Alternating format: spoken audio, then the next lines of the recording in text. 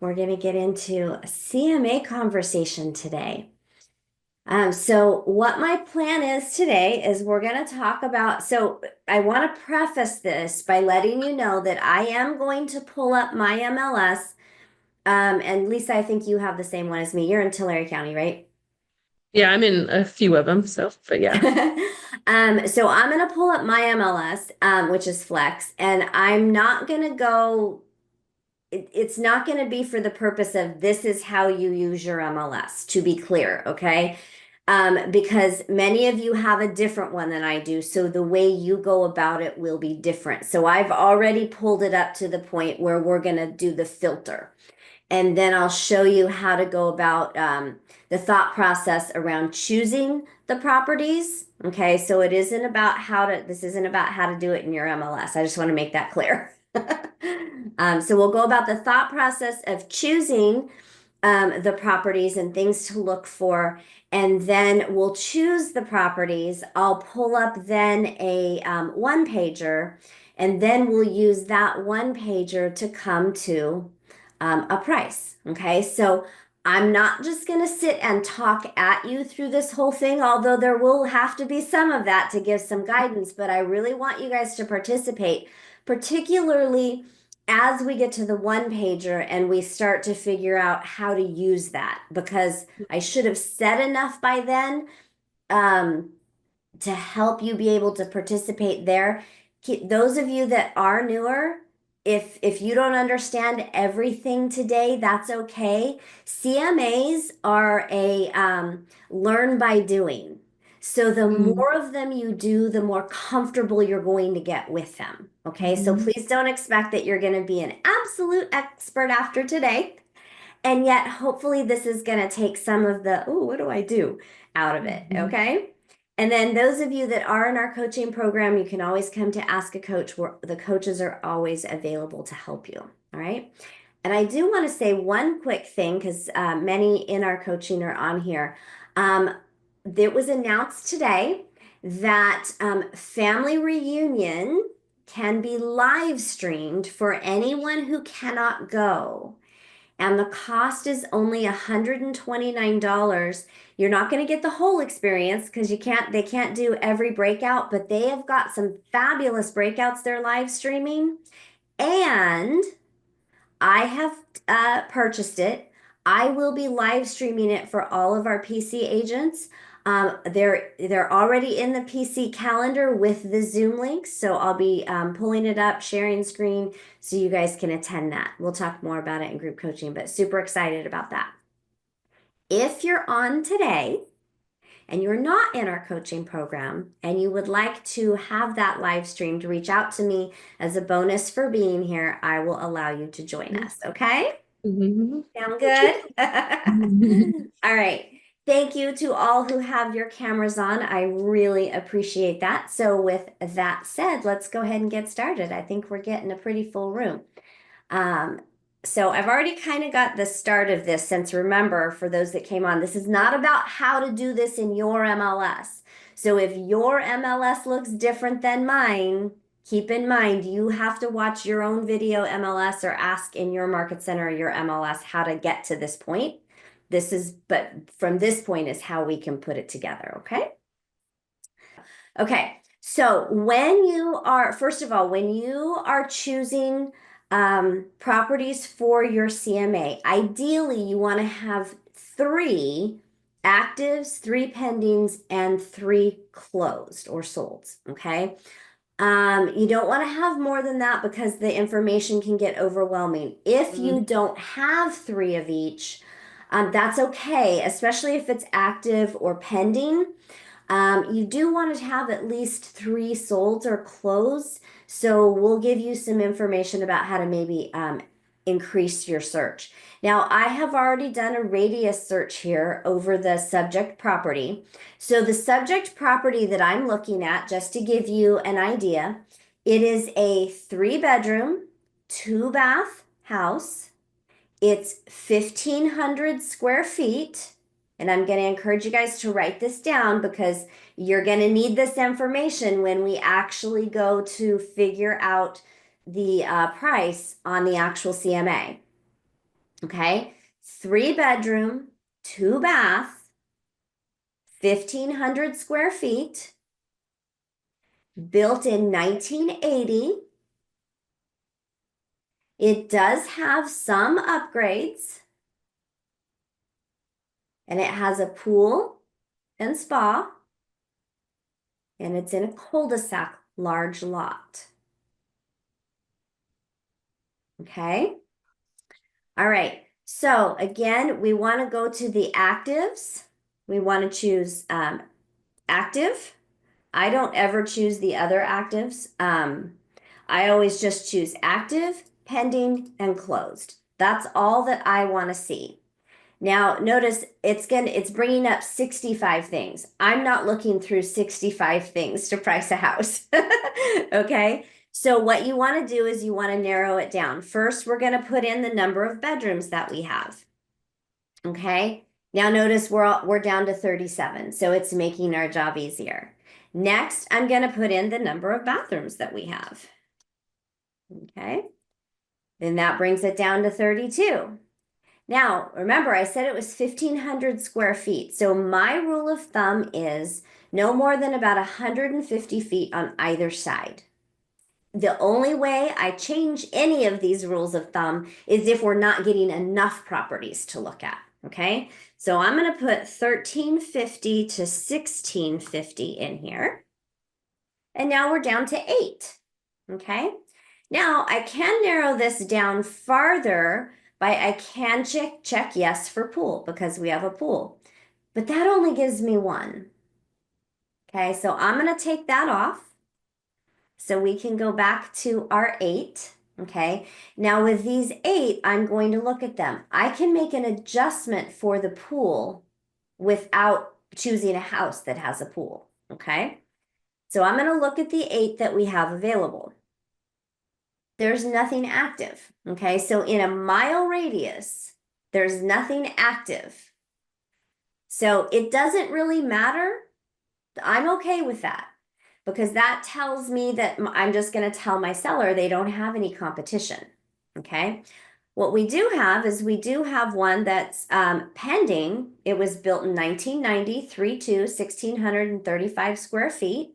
So it's a little bit newer than the home that we have. So I'm going to go ahead and mark that one since it's the only one that I want to look at. The other thing to note when you're choosing property, and I'm not going to do that for every one of these because that'll take too much time for today's purposes, but I will do it for this one so that you can understand the process. You're always going to want to click on the properties that you're choosing, okay? And you're going to want to go through the pictures. So you're going to want to pull up the pictures. How does it compare to the home that you're actually comping it against? Okay, so is this way more updated than the home that you're comping? Is it less updated? Make sure that you're looking at pictures of the yard as well. How does it compare? Now, maybe you haven't seen the home that you're preparing the comp for, but you should have asked plenty of questions.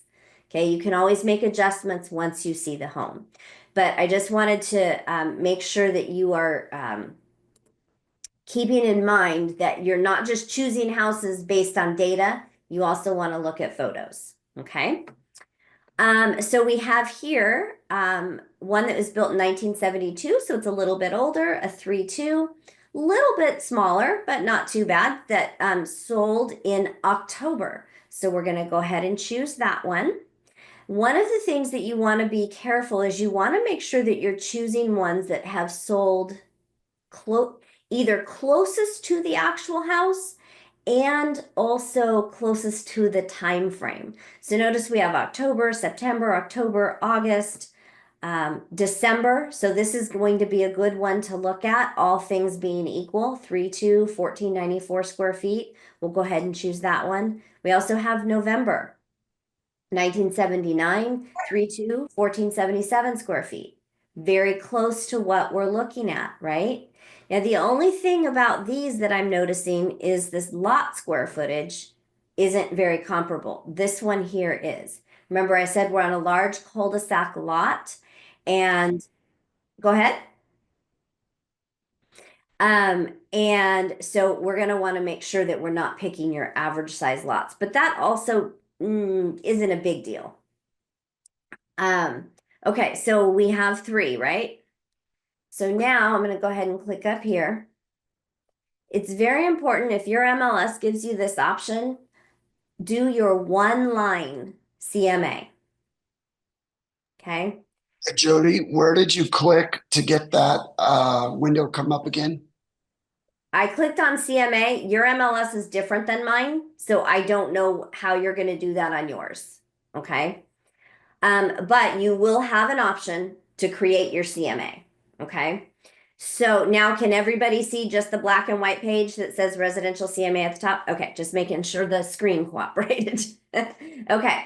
So in this case, I don't have any actives, but let's say for sake of argument, I had an active listing. Then I would look at those prices because then my seller is going to want to know if he's in the ballpark, right, with competition.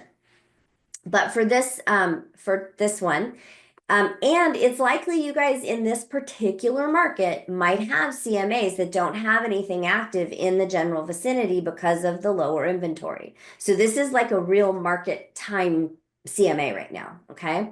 But the pending, so the active show our competition, the pending show what somebody was willing to write an offer on. We don't know what it sold for yet because it's still pending, but we know they were willing to write an offer. And in this case, this is a 3-2, 1635 square feet. So a little bigger house, but smaller lot, right? It was on the market 97 days, originally listed at 440, and it did have a price reduction to 423.9. Okay. Now you can get really specific and go into this particular listing and go through the history. Okay. When did the price reduce? Did that get an offer right away? So how long from the price reduction until it went pending? Okay. For time's sake, we're not going to do all that, but I'll just fill in those little blanks along the way. Though that's information to help us. The only thing that we use to actually come up with the value is the solds or the closed, okay, depending what your MLS says up here, because that's real data.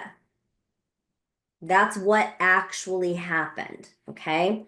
So in this case, we have homes that are, remember, this home was built in 1980, so this is pretty close. They're all 3-2. Now notice none of them have pools. So when we do come to a price, we're going to have to add a little something for the pool.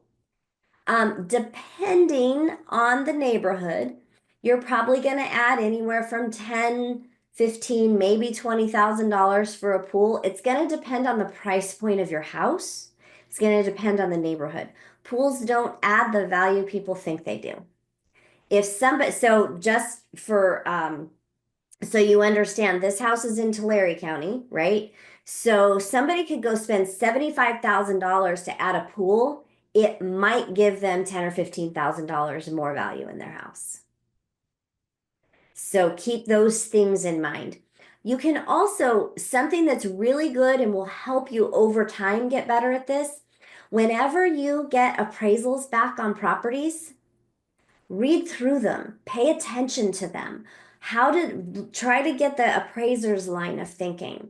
When they make adjustments on those appraisals, look at them. What are those adjustments and what for? And this is something that we can't teach you in an hour. This is something that you will learn over time. Okay. So this is part of paying attention to the market, paying attention to, you guys should be going into your hot sheets. Your MLS might call it something else, but the thing that comes out every single day that you can click on and pay attention to what's new on the market, what went pending, what had a price reduction, those types of things. That's also going to help you in coming up with your pricing. Now, we like to start with price per square foot. That being said, that is not your be all end all. That's a place to start. if I have three houses here and they're the only three I can find, and say this 1972 had zero updating, right? And 1979 had lots of updating. And without looking at the pictures, that might be the case. Look, we have 228 a square foot versus 267 a square foot. And yet they're only about 57 square feet difference. So the square price per square foot shouldn't be much. Now, when you question that, you simply go back in and you look at your pictures. Okay, did this house have any updating? Not much. Look at that kitchen. This house has no updating. Okay, so that's, and then you look, let's go ahead and just real quick peek at the Rova Court one. This one. Okay. It's got a little bit of updating. It doesn't have the shag carpet, right? It's got some floors. It doesn't have the tiles. It doesn't have a ton of updating, but a little bit. So these are things to take into consideration. So when you see big gaps, go back and look at the pictures, see where the gaps are, why they're there. Okay. So then we're going to look at days on market, right? Notice this one took 74 days before it went into escrow. This one took 20 days. So, and then you notice what percentage of the price it sold for over here. So the list price versus the closed price. So what we're going to do is, and I want everyone to do this, so get your calculators out. We're going to do simple math for this one. Okay. We're going to take the average price per square foot, which is $246.85. See right here, average price. That's factoring in all three of these together. And you're going to multiply that by your subject house, which was how many square feet? 1,500, 1,500. So what do you come up to? 370, 270. Okay. Now, if we left it at that, what's wrong with that in this scenario? Doesn't take into account the large lot, cul-de-sac, and pool. Yeah, That's right. So, oops, how much do you think you should add for that? we would have to find one that has a pool, right? And do some more math. You could, we could find one that has a pool. Here's the other thing. There's a couple things you can do. In this area, you'd probably add $10,000 or $15,000 for that. Okay. Now, again, each area, in some of your areas, it's going to be different. So find out in your specific area what the average is to add on for a pool or take off if you're finding homes with pools and yours doesn't have one. Here's the other thing you can do. I could have increased my search. I could have done a couple of things here. I could increase the area, like go out 1.5 miles and add pools. Or I could have removed the square feet altogether and add pools. Right? So there's different things that you can do so that you can play with it until you get as close as an apples to apples situation as you can. Okay, so Renisha, you put in there adjustments for limited comps in an area. I mentioned this in one of our coaching sessions last week, I think, but for the good of everybody here, one time we had a comp a house. I had an agent that had a listing in a town here called Exeter. Anybody know Exeter? And it was a 2-bedroom, 1-bath house. It was like 8 or 9, it was like, I don't know, 800 square feet. It was really tiny. It was a really oddball house to do. So we went 1 mile, nothing. We went 2 miles, nothing. We went 5 miles, nothing. So what we finally did was we searched the entire city, but we narrowed the search of the house down. We put in 2-bedroom, 1-bath. And then we narrowed it more by putting in the age of the house. like 10 years, one side or the other of that house. So this is why I said at the beginning, you're not going to learn all things CMA in an hour because there's so many nuances to them. But the more of these that you do, the more comfortable you're going to get. Okay, so here I'm going to give you guys something that you can do. I want you to go through as a homework exercise. And I'm not going to know if you did it or not, but this is just something that can help you. Okay, find addresses of homes that have recently sold in your local area. Don't look at the price they sold for. Okay, but look at the information. Look at the pictures. Do a CMA. What would you have priced it at? Then see what it sold for. How close were you? Okay. Now here's the thing. And what you might do is you might ask somebody, so search homes that have sold and then run a report on them that's a public report, not a private report. Well, no, that might still give you the sold. Maybe team up with another agent so that you can't cheat and look at the price and have them give you a couple of homes with the information and then do a CMA on them. Okay. It really doesn't matter if you know the price. Just be honest with what you would have done with the information. Okay.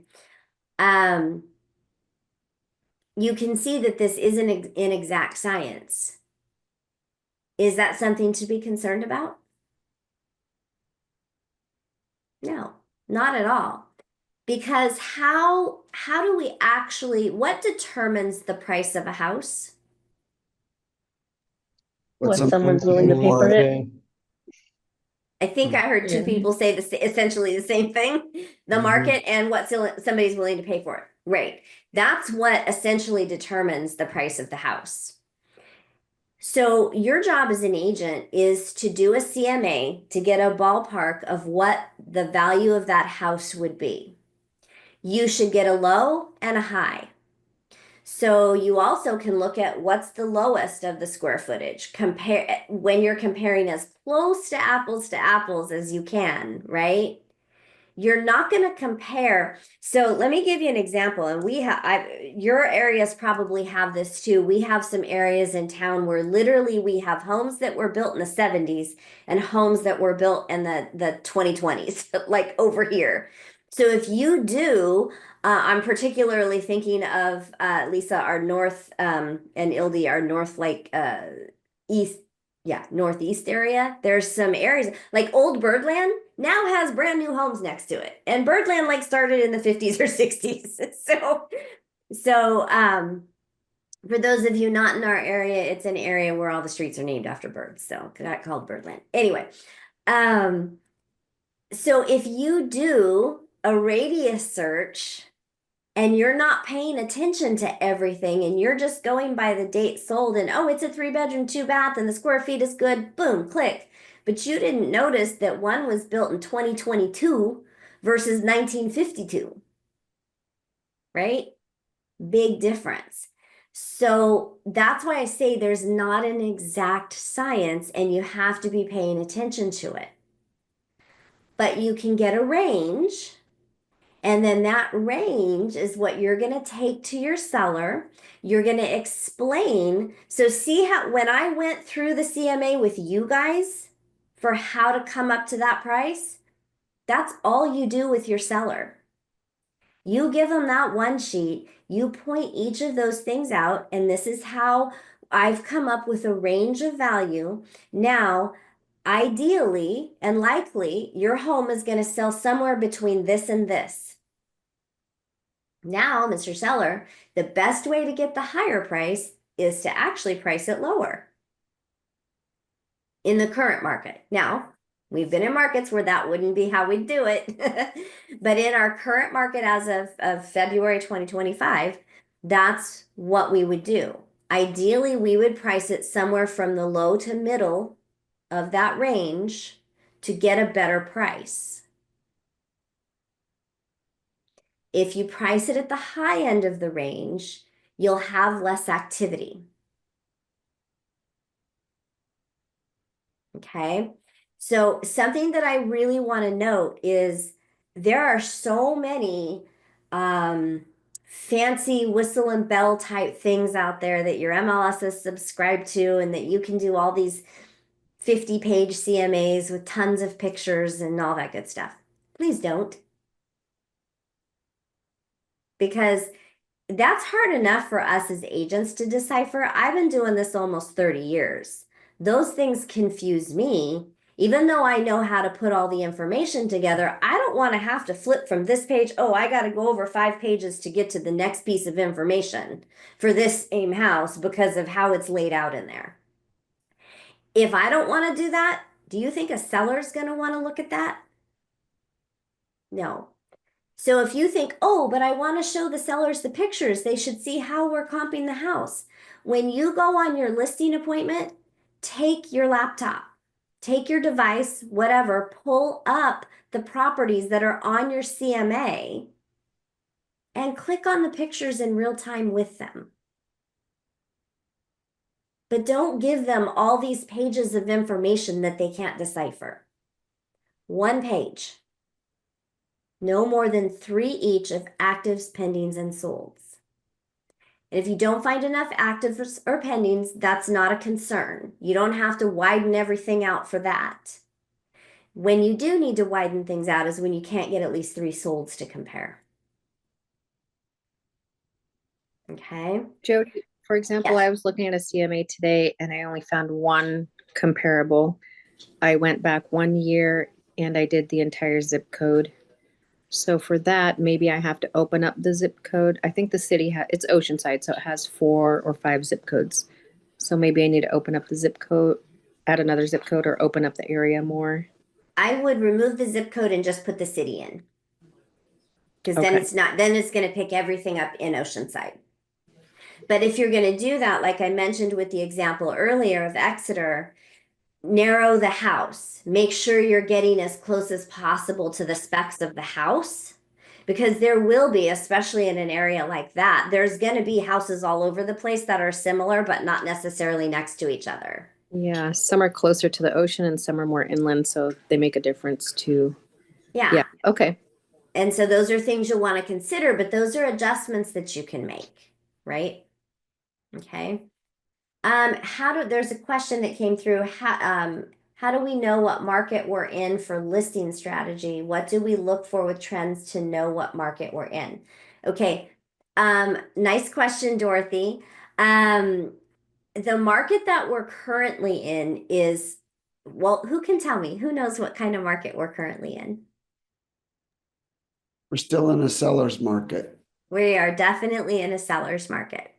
So, what determines a market is how much inventory we have. And the way we decipher that is basically our days on market, right? So, if we were to have everything in the MLS listed today sold, say in 2 months, if we had a 2-month of inventory, then nothing would be left in 2 months if not one more thing came on the market. Okay. Anything below 6 months is considered a seller's market. Now, I'll say anything, 3 months or less, 2 months or less is a hot seller's market, right? A very strong seller's market. When you start getting 3, 4, it's still a very good seller's market. It's not as strong as when it's less than that, but it's still a seller's market. When you get above 6 months, that is now a buyer's market. And when you're in that middle ground, that's basically a balanced market. It's not often we see that. I've seen all markets in my career, but we're still in a very good seller's market. We're still seeing multiple offers, especially when homes are priced well. When sellers want to get the moon out of the gate, that's where we don't see as much activity. And ultimately, they're probably not going to get as much for their house. So here's the other reason you don't have to worry about this being an exact science, okay? If you price a home and seller wants to go at the high end and he's totally going against your advice, let him. But depending on your area, give him no more than 2 to 3 weeks. Our market probably can withstand 3 weeks right now. Don't give him no more than 3 weeks. Okay, Mr. Seller, we'll go ahead and list your property at that. But here's the deal I'm going to make you. If it's crickets, we get relatively no showings, no activity, no offers in 3 weeks. We agree right now that you'll lower the price to X. And you write that in your other terms on the listing agreement. That way, when that date comes, you can simply lower the price in the MLS. You don't have to do a new modification and all that kind of stuff. Agree to it at the time of listing. Okay. I recommend, not everybody does it this way, but I recommend one and done on price reductions. Because when you start doing little price reductions and whittling it down, I've had people say, oh no, just do a small price reduction and do one every week until it sells. Well, what happens is after 2 or 3 weeks, people see that. Now they're going to think, well, what's wrong with it? Why isn't it selling? They keep reducing the price. They must not need that much. Now they're going to come in and lowball your seller. Their reasoning for that is because it will show up on it will continuously show up on the hot sheet. You don't need that to happen. That does the little reductions do more damage than good. So I really recommend a one and done. It doesn't mean you're never going to do another price reduction, but please don't play that game where, okay, let's just reduce it a little now and test the water and see what happens. And then in a week, we'll do it a little bit more. Please don't do that. Ernie? What's your feelings on offering buyer incentives and before lowering the price? You can do that. There's there's a lot of things you can do rather than a price reduction. Mm. Especially if you're offering, to buy down somebody's rate. Because it's cheap, it's probably cheaper for your seller to buy down a buyer's rate, and your buyer will save more money with a lower rate than a reduced price. Right, and plus you don't have that arrow next to on the listing right away either. Yeah, so there's a lot of things that you can do. If you want to do a strategy like that, talk with your lender, get the numbers, so that way you can have intelligent conversations with people and explain why this is a good strategy. Would you recommend doing the buyer incentives in the public remarks or just keeping it for the agent remarks? I would put it in the agent remarks. You Yeah. can, I would put it in the agent remarks to stay safe. I Yeah. mean, you can offer buyer incentives. That's not, I think it's best in the agent remarks I because the agree. agents are going to see that Yes. Okay. and they're going to tell their buyers that. Because one thing you do have to be really careful of, it's one thing to offer an incentive that directly impacts the buyer, and it's another thing that offers an incentive that insinuates it may pay their agent's fees. That we're not putting in public remarks. So just to stay safe and make sure nothing's misconstrued, put it in your agent remarks. Good question. Okay. So, what questions do you have about CMAs?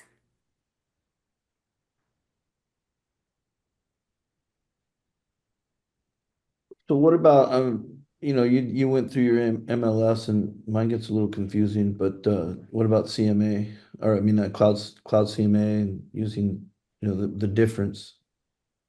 I've not used Cloud CMA. Here's the thing. You want to make sure whatever you're using, I recommend using your MLS because that's got the real raw data. If some of these other things are pulling from that and they're actually using the MLS comps and they're not just pulling from whatever, still, however you put it together, narrow it down to a one sheet. I don't know if some of those other options have a one sheet option because I haven't used them. I personally don't like them. I'm not saying they won't work for you. Okay, so that's my personal preference. And Ernie, I do know that your MLS is very confusing Mhm. because you remember my sister-in-law Julie? I tried to help her do comps a couple times on your MLS, and that was not fun. So I Yeah, get it. Your there's a whole MLS lot is more moving confusing. parts but the cloud CMA does run off of the MLS. So, I mean, I kind of do that and then peruse through and see. Yeah. And then another thing too, in our area, a lot of the agents, after they sell their home, they pull all the pictures except for the main picture. They take them off Oh, they the. don't do that in ours. But so here's the thing though, whatever you're doing, if you do choose to use something else, you are the keeper of the information. It's still your choice what information goes there, what homes you choose. Okay. So make sure that you're doing the research and making sure they're the proper homes. It's kind of like, has anybody used Chat GPT? So you put something in there because you need help formulating a sentence. You've got it. It's on the tip of your tongue. You can't put it together. So you put the thought in Chat GPT and it gives you something eloquent, right? But it has a few words in there that you would never say, or it says something kind of wacky. So you're going to edit that, right? It's the same thing. If you're using something else to do your CMAs, you are the keeper of the information. Make sure the information is appropriate. And however you're doing it, don't overwhelm them with multiple pages. Because I don't care what, last week we talked about the disc profile. I don't care where they are on the disc. A one page that has all the information is sufficient for everyone. Just be ready to have your device to pull up pictures of properties on your CMA should the need arise. For those that want to see that, I've done that multiple times. It's super easy to do if you have a tablet with you or something. And it satisfies them. And then, but the information is still very concise in front of them.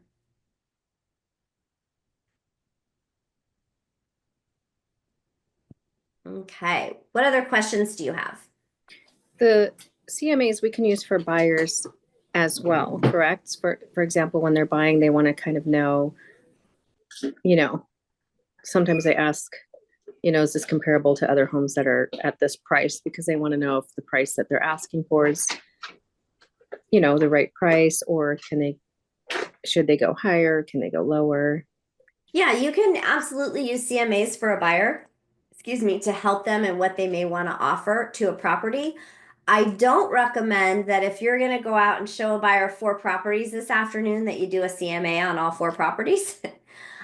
I recommend waiting until they ask you if that need arises because they are time consuming, right?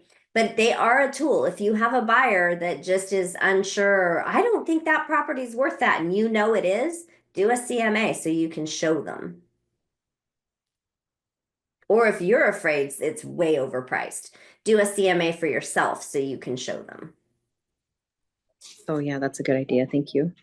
Yeah. My last buyer she did her own CMA type. She went and started grabbing all these properties and throwing, well, look at this one, look at this one, look at this one. Like we're offering this, and I had to sit there and go through it on the MLS, look at the pictures and explain to her why this was less. And she was same thing that, well, Zillow says this and this, but it's like, okay, but it's a one like a two-story compared to a single story.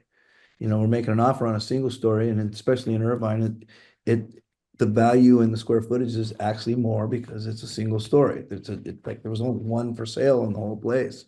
So, it obviously appraises higher, or market value is higher, but yeah, it's when you start showing buyers different properties and doing all that, it gets pretty, it opens up a big can of worms.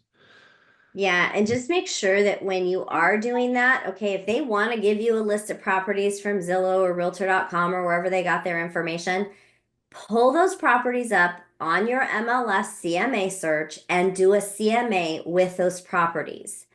Because here's the thing, the information isn't always correct on those sites, Mhm. right?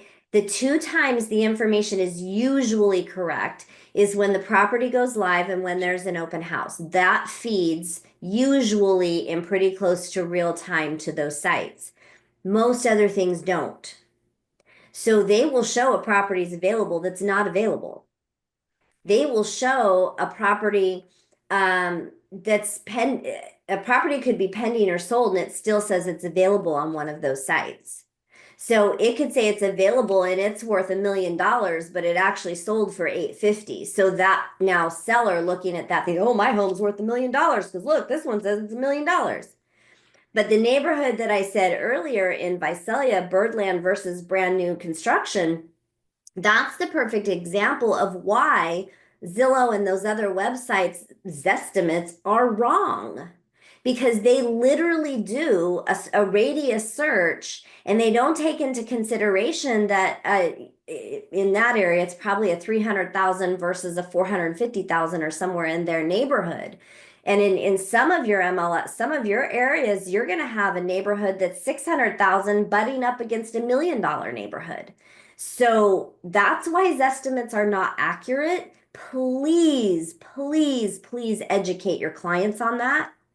And if you have, please know where the neighborhoods are in the cities that you work in, where that happens, because then you can give a real life example that they can understand.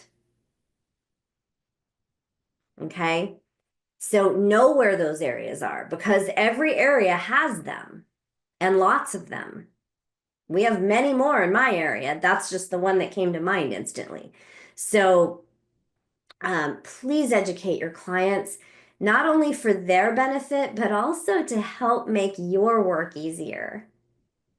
Because, thank you, Daniel. Because if you're not educating your clients, they're going to run you ragged with all of that. They're going to do their own searches online and they're going to say, oh, can we go see this one? And then you look it up on the MLS and it's not available anymore.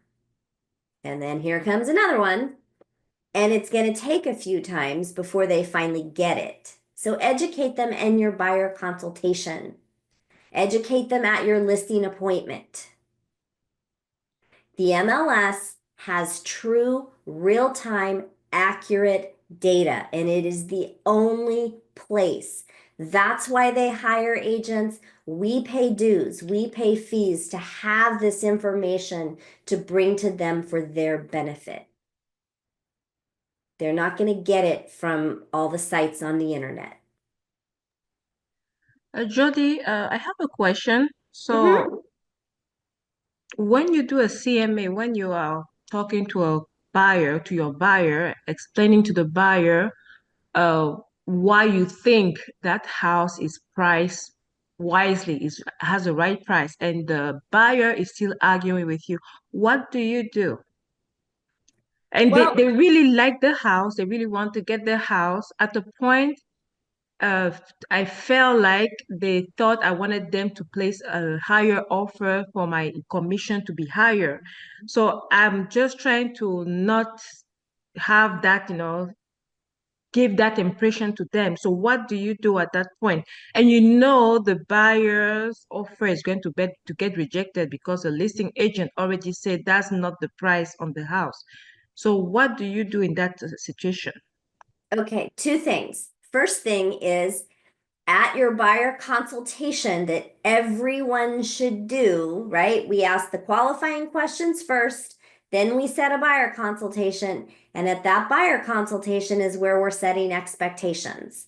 One of those things is explaining the market we're in, explaining that when they find that just that right property, they've got to write a strong offer in the market that we're in so that when you show property and they find that one and you're telling them they need to write a strong offer, they don't feel like you're trying to get more commission by writing a higher offer. Okay, so that's number one.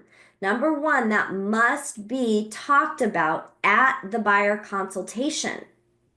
The stage has to be set. Secondly, let's say you've done that and they're just still being that way. Okay, that happens. all you can do is educate them to the best of your ability, remind them what you talked about at the buyer consultation. The bottom line is the client's the boss. So you're going to do what the client asks you to do. Now, you can warn them, okay, I'll be happy to do this for you, but I really don't think your offer is going to get accepted, but let's give it a try. Then, when they've had enough offers rejected because they keep trying to lowball things, they'll figure out that what you said was true and they'll get with the program or they'll get out of the picture. Okay. But the key is the buyer consultation must be done with every single buyer and you must set the stage. And I'm still hearing, and to be clear, Corinne, I am not saying you're doing or not doing this, okay? This is a blanket statement for what I'm hearing from lots of people. I am still hearing way too many agents, whether they're brand new or been in this business for 20 years. Way too many agents, they're not having a full qualifying conversation and they're not doing buyer consultations. So then they don't understand why their buyers won't sign a buyer's rep agreement. Well, why would they if they don't know what in the world's going on? Because you didn't make an appointment to sit down and meet with them like a professional. You are all professionals. Act like it. Treat your business. Conduct your business as a professional. And if you're not going to do that, you shouldn't be in this business. A doctor doesn't go from, I have a pain in my side, oh, let's cut you open and pull out your appendix, right? He sits down with you. He assesses you. He runs tests. He finds out. He doesn't just rip you open and pull out your appendix to find out you only had gas. Okay? We are professionals. We get paid well. Stop shortcutting the process. Because shortcutting the process, here's why agents do it, okay? And you, all of you here may have had this thought. And this is why it happens. They think, well, if I take too much time and I insist that we meet and they're not going to want to work with me, they're going to go to somebody else and you just want to get them into escrow. When you're a professional, they will work with you. When you're just trying to cattle prod them through the process, they might work with you, but they might not work with you again, right? And we're trying to create clients for life. I had an agent in Tulare County a few years ago. She was just so afraid to do buyer consultations. And in group coaching one day, I challenged her and I told her she was not allowed to work with another buyer that she didn't do a consultation with. And she had a couple in particular that she was thinking about. So her commitment that week was to set buyer's appointments and do consultations with those clients. She was afraid. Guess what happened? She had phenomenal client appointments. She went on to put them in escrow. She came back, told us all about it, and that became part of her buyer system. She's never worked with a buyer since that she didn't do a buyer consultation with. And Lisa, you were at the awards on the other night? So Yes. that agent, I'll just tell you, was Spencer Coughlin, who's on Robin's team now, who is doing phenomenal. And she was totally afraid to do buyer consultations. And I share that because she shared that. I know I have permission to share that. And her business is phenomenal. She's she did silver on her own as being part of the team. So, and she has another very full-time job that she does because she's a trick rider for horses. And nice. she's gone all the time doing shows and things. So, matter of fact, I need to have her come in and talk to our agents. Anyway, so please don't let those things get in your head. Those are limiting beliefs that are keeping you from doing your business as you should be. That is equivalent. So every time you're afraid, if this happens to you, okay, if you become afraid to do a buyer consultation, I want you to tell yourself you're being that doctor who just went and cut somebody open without knowing what was wrong with them. So, and another thing on that too, when you do get the contract, cuts out a whole lot of problems down the road because because you set your if you do it correctly, you set your expectations and you make when things do come up, the third party usually comes the bad guy, so to speak. It's just you can revert back to, well, this is what I covered on our first consultation. This is what we agreed on, and it just makes it a little bit easier and a lot less mess down the road. Yep. Yeah, I agree with what you said about regarding the metaphor because we are supposed to do our best for our client. So, yeah, I agree with it. Yeah, and how can we do that if we don't know what they need, right?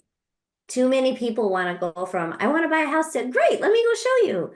Well, we can't do that anymore anyway, according to California law, or at least, but now people are going, I want to buy a house, great, let me have you sign this paper so I can go show you.